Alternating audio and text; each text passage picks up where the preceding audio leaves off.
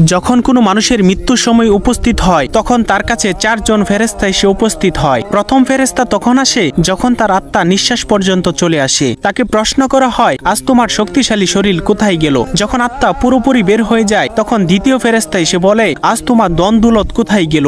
দুনিয়াতে যা নিয়ে তুমি গর্ব করিতে। এরপর যখন জানাজা উঠানো হয় তখন তৃতীয় ফেরেশতা এসে বলে, আজ তুমি এমন এক লম্বা সফরে বের হচ্ছ যা এর আগে কখনো করো নাই। আজ তোমাকে এমন এক ঘরে শোয়ানো হবে যেখানে নিঃশ্বাস ফেলানোর জায়গা পর্যন্ত নেই। যখন তাকে কবরে শোয়ানো হবে তখন চতুর্থ ফেরেশতা এসে বলবে, কাল পর্যন্ত তুমি জমিনে চলাচল করেছ, আজ তুমি জমিনের নিচে শুয়ে আছো। কাল তুমি হাসছিলে, আজ তুমি কান্না করছো। কাল পর্যন্ত সবাই তোমার সঙ্গী ছিল, কিন্তু আজ তুমি একা। কোথায় তোমার আদরের স্ত্রী সন্তান যাদের জন্য তুমি মাথার ঘাম পায়ে ফেলে উপার্জন করেছিলে? আজ কেউ তোমার সঙ্গী হবে না একমাত্র আল্লাহ ছাড়া।